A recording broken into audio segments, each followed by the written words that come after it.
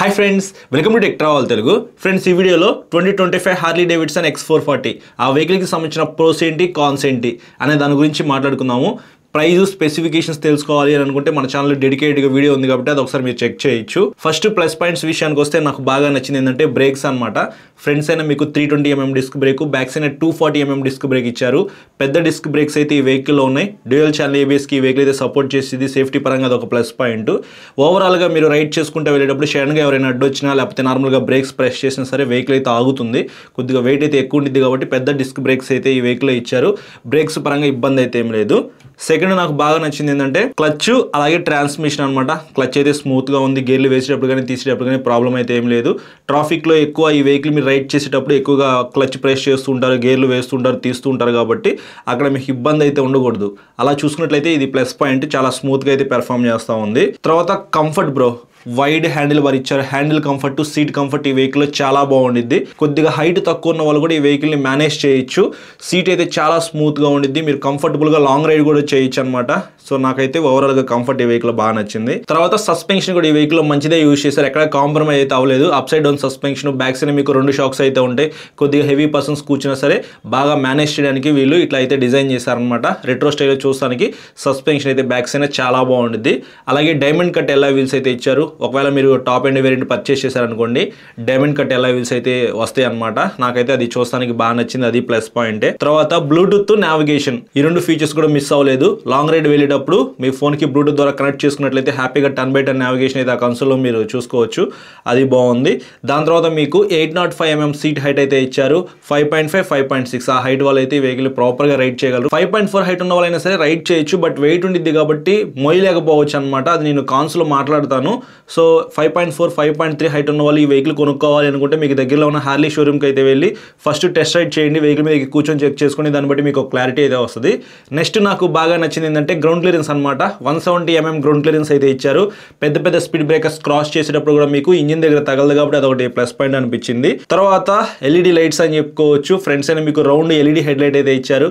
Backs అయినా tail light, signal lights కూడా ఈ వెహికల్ మొత్తం మనకి LED ఇచ్చారు కాబట్టి అదొక ప్లస్ పాయింట్ అనిపించింది. కన్సోల్ విషయానికి వస్తే TFT కన్సోల్ అయితే ఇచ్చారు. కలర్ కన్సోల్ అనమాట. రౌండ్ గా చూస్తానికి బాగుండిద్ది. ఇది ఒక ప్లస్ పాయింట్. అలాగే మైనస్ కూడా ఉంది, తర్వాత మాట్లాడతాను. స్కిప్ చేయకుండా శారీ గడ్ కూడా ఈ వెహికల్ లో ఇంక్లూడ్ చేశారు. లేడీస్ కి బాగా హెల్ప్ అయింది అనమాట. ఎందుకంటే బ్యాక్ సైడ్ పిలియన్ రైడర్ గా లేడీస్ కూర్చున్నారనుకోండి, ఆ శారీ అనేది బ్యాక్ సైడ్ టైర్ లో పడిపోకుండా హెల్ప్ చేసిద్ది అనమాట ఈ శారీ గడ్ అనేది. తర్వాత హజార్డ్ లైట్స్ అయితే ఈ వెహికల్ ఇచ్చారు. అవి కూడా స్కిప్ అవ్వలేదు. లాంగ్ రైడ్ వెళ్ళే వాళ్ళకి ఖచ్చితంగా హజార్డ్ లైట్స్ అయితే ఉండాలి. ఈ మధ్య కాలంలో వచ్చే అన్ని వెహికల్స్ లో కూడా హజార్డ్ లైట్స్ అయితే ఇస్తున్నారు. సో అదొక మంచి విషయం. ఇంకా ఇందులో ఎగ్జాస్ట్ సౌండ్ అయితే చాలా బాగుంటుంది. కొద్దిగా లౌడ్ అయితే వస్తుంది. ఆఫ్టర్ మార్కెట్ ఎగ్జాస్ట్ మీరు పెట్టించుకోవాల్సిన అవసరం లేదు. రైడ్ చేసేటప్పుడు మీరు ఒకసారి అబ్జర్వ్ చేయండి, చాలా లౌడ్ అయితే వస్తుంది. స్టాక్ ఎగ్జాస్టే. అలాగే ఫిట్ అండ్ ఫినిషింగ్ కూడా ఈ వెహికల్ చాలా బాగుంటుంది. చాలా సాలిడ్ గా అయితే ఉంటుంది. మీరు రైడ్ చేసేటప్పుడు మాత్రం ఆ ఎగ్జాస్ట్ సౌండ్ కి, ఆ కంఫర్ట్ కి చాలా బాగా ఎంజాయ్ చేస్తూ రైడ్ చేయొచ్చు. ఇవి నాకు అనిపించిన ప్లస్ పాయింట్స్ అయితే. ఇప్పుడు కాన్స్ గురించి మాట్లాడుకుందాము. చాలా ఇంపార్టెంట్ కాన్స్ అయితే ఉన్నాయి. ఈ కాన్స్ ని బట్టి మీరు ఈ వెహికల్ కొనుక్కోవాలా లేదా అని చెప్పేసి మీకు క్లారిటీ అయితే వస్తుంది. జాగ్రత్తగా వినండి. ఫస్ట్ కాన్ విషయానికి వస్తే ఇంజిన్ అని చెప్పుకోవచ్చు. ఏఆర్ ఆయిల్ కూల్డ్ ఇంజిన్ అయితే ఇచ్చారు. పెర్ఫార్మెన్స్ అయితే ఎక్కువ ఉంది. 38 Nm టార్క్ అయితే ఇంజిన్ జనరేట్ చేసిద్ది. అంతా జనరేట్ చేసే ఇంజిన్ కి ఏఆర్ ఆయిల్ కూల్డ్ ఇచ్చారు. లిక్విడ్ కూల్డ్ తో తీసుకొస్తే బాగుంది అనిపించింది నాకు. అలాగే మీరు 50-60 km స్పీడ్ వెళ్ళినా సరే వైబ్రేషన్స్ అయితే ఉన్నాయి. ఎక్కువ స్పీడ్ అయితే వెళ్ళలేరు. 60-70 స్పీడ్ దాటిన వెంటనే మీకు వైబ్రేషన్స్ అయితే వచ్చేస్తాయి. ఇంకా 40-50లో కూడా వైబ్రేషన్స్ అయితే నేను నోటీస్ చేశాను. సో వైబ్రేషన్స్ ఉంటే మనం ఎక్కువ స్పీడ్ అయితే వెళ్ళలేము అనమాట. ఫ్యూచర్లో వచ్చే హార్లీ డేవిడ్సన్ X440లో అయినా సరే ఇంజిన్ రిఫైన్మెంట్ ఇంకా స్మూత్ గా చేస్తూ వైబ్రేషన్స్ ని రిమూవ్ చేస్తారేమో చూడాలి. సెకండ్ కాన్ విషయానికి వస్తే బ్యాక్ సైడ్ మీకు 140 సెక్షన్ టైర్ అయితే ఇచ్చారు కదా. ఈ వెహికల్ లో మీకు 38 Nm టార్క్ జనరేట్ చేసే ఇంజిన్ ఉంది. అంత పవర్ఫుల్ ఇంజిన్ ఉన్నప్పుడు బ్యాక్ సైడ్ 150 సెక్షన్ టైర్ తో ఇస్తే బాగుండేది. టైర్స్ గ్రిప్ అయితే ఇంకా బెటర్ ఉండేది. బట్ ఈ వెహికల్ లో ప్రైస్ కట్ చేయడానికి 140 సెక్షన్ టైర్ తోనే తీసుకొచ్చారు. థర్డ్ కాన్ విషయానికి వస్తే సీట్ కంఫర్ట్ అని చెప్పుకోవచ్చు. ఇందాక ప్లస్ పాయింట్ అని చెప్పాను కదా, రైడర్ సీట్ కంఫర్ట్ అయితే బాగుంది. కొద్దిగా పెద్దగా ఉంది. వైడ్ హ్యాండిల్ బార్ అయితే ఉంది. హ్యాండిల్ కంఫర్ట్ బాగుంది. రైడ్ చేసేటప్పుడు బాగానే ఉంది బ్రో, ఇబ్బంది అయితే ఏం లేదు. కానీ పిలియన్ సీట్ ఏదైతే ఉందో అది కొద్దిగా చిన్నగా అయితే ఉండేది. వాళ్ళకి అసలు కంఫర్ట్ అయితే ఏమీ ఉండదు. బ్యాక్ సైడ్ గ్రాబ్ రైల్ కూడా ఏమీ ఉండదు అనమాట. సో ఇట్లా మీరు యాక్సిడెంట్ ఇచ్చారనుకోండి పట్టుకోపోతే ఇట్లా వెనక్కి వెళ్ళిపోయి పడిపోయే అవకాశం అయితే ఉందన్నమాట పిలియన్ రైడర్ అయితే. సో అదొకటి చూసుకోవాలి. సింగిల్గా వెళ్దాం అనుకునే వాళ్ళు ఈ వెహికల్ అయితే కొనుక్కోవచ్చు. కానీ పిలియన్ రైడర్తో వెళ్ళాలి అంటే మాత్రం అస్సలు కుదరదు. అదొకటి నాకు మైనస్ అనిపించింది. మెటల్ ప్యాసింజర్ ఫుట్ రెస్ట్తో తీసుకొస్తే క్వాలిటీ ఇంకా చాలా బాగుండేది. అదొకటి నాకు మైనస్ అనిపించింది. నెక్స్ట్ కాన్ విషయానికి వస్తే కన్సోల్ అని చెప్పుకోవచ్చు. 3.5 inches fully digital round TFT console ఇచ్చారు. రౌండ్గా ఉంది. మీకు మ్యాక్సిమం ఇన్ఫర్మేషన్ ఆ కన్సోల్ చూపించినప్పటికీ కొద్దిగా చిన్నగా ఉందన్నమాట. డే టైమ్ విజిబిలిటీ కూడా పర్వాలేదు. కాకపోతే కొంచెం పెద్దగా ఇస్తే బాగుండు అనిపించింది.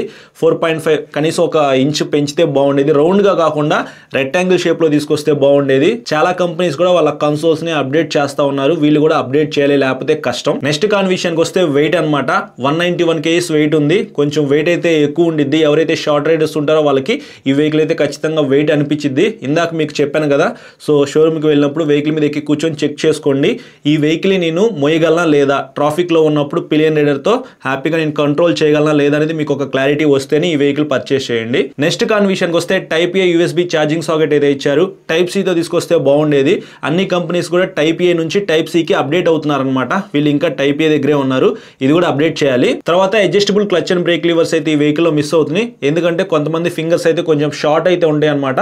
వాళ్ళ ఫింగర్స్ కి తగ్గట్టుగా అయితే అడ్జస్ట్ చేసుకుని ఈ వెహికల్ అయితే యూజ్ చేసుకోవచ్చు. కాబట్టి అవి కూడా ఇవ్వాలన్నమాట. వాటిని కూడా మిస్ చేశారు. తర్వాత ఇంకొక కాన్ ఏంటంటే ప్రైస్ అని చెప్పుకోవచ్చు. బేస్ వేరియంట్ మీరు పర్చేస్ చేయాలనుకుంటే 3,05,000 రూపీస్ నుంచి టాప్ ఎండ్ వేరియంట్ 3,52,000 రూపీస్ దాకా అయితే ఉంది. 3,50,000 రూపాయల లోపు ఈ వెహికల్ అయితే not value for money vehicle అని చెప్తాను. చాలా మైనస్లు అయితే ఉన్నాయి. అలాగే cruise control, ride by wire technology అయితే ఈ వెహికల్లో మిస్ అవుతుంది. వాటిని కూడా ఇంక్లూడ్ చేస్తే బాగుండేది. 3,52,000 రూపీస్కి ఇప్పుడు నేను చెప్పిన కాన్స్ ఏవైతే ఉన్నాయో అవన్నీ ఫుల్ఫిల్ చేసి తీసుకొచ్చినట్టయితే కొంచెం మనం కన్సిడర్ చేయొచ్చు అనమాట. అయినప్పటికీ ఇంజన్ బాగాలేదు. మనకి ఏఆర్ ఆయిల్ కూల్డ్ ఇంజిన్ ఇచ్చారు. లిక్విడ్ కూల్ ఇంజిన్తో తీసుకొస్తే లాంగ్ రైడ్ వెళ్ళడానికి ఇంకా బాగుండేది. ఇంకా బెటర్ కూలింగ్ సిస్టమ్ అయితే ఆ వెహికల్లో ఉండేది. బట్ అక్కడ వీళ్ళు ప్రైస్ కట్ చేశారనమాట. దాని తర్వాత క్రూజ్ కంట్రోల్ లేదు, రైడ్ బై వైర్ టెక్నాలజీ లేదు, కన్సోల్ కూడా కొద్దిగా చిన్నదైతే ఇచ్చారు. బ్యాక్ సైడ్ మీకు 140 సెక్షన్ టైర్తో తీసుకొస్తా ఉన్నారు. కొంచెం వెయిట్ అయితే ఎక్కువ ఉంది. సో చాలా మైనస్లు అయితే ఉన్నాయి. అవన్నీ మీరు చూసారు కదా. సో ఇన్ని మైనస్లు ఉన్నాయి కాబట్టి ఎవరైనా హార్లీ డేవిడ్సన్ X440 కావాలి అని అనుకుంటే ఫస్ట్ షోరూమ్కి వెళ్ళి వెహికల్ మీద ఎక్కి కూర్చొని చెక్ చేసుకోండి, టెస్ట్ రైడ్ చేయండి. మీకు అంత వైబ్రేషన్స్ అయితే ఏమి లేవు, నా వరకు ఇది సరిపోయింది అని అనుకుంటే కొనుక్కోండి. లేకపోతే సింపుల్గా ఆ వెహికల్ని స్కిప్ చేసి వేరే వెహికల్స్ అయితే మీరు చూస్ చేసుకోండి. ఎందుకంటే 3,50,000 రూపీస్ లోపు మీకు చాలా మంచి వెహికల్స్ అయితే మార్కెట్లో లభిస్తూ ఉన్నాయి. మన ఛానల్లో చాలా వీడియోస్ అయితే రికార్డ్ చేశాను ఈ టాపిక్ మీద. 100cc నుంచి 650cc దాకా మీకు ఏమేమి వెహికల్స్ ఉన్నాయో అందరికీ అర్థమయ్యేలాగా క్లియర్గా ఎక్స్ప్లెయిన్ చేశాను. మీ బడ్జెట్ ప్రకారంగా మీరు ఒక వెహికల్ అయితే చూస్ చేసుకోవచ్చు ఆ వీడియో చూసిన తర్వాత. నేనైతే మాత్రం మీకు హార్లీ డేవిడ్సన్ X440 అయితే రికమెండ్ చేయను.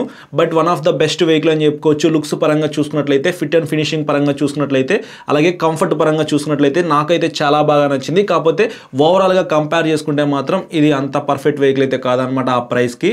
దీన్ని బట్టి ఆలోచించుకొని కొనుక్కుంటారని చెప్పేసి అనుకుంటున్నాను. ఈ వీడియో నచ్చితే మాత్రం లైక్ చేసి మీ ఫ్రెండ్స్ అందరికీ షేర్ చేయండి.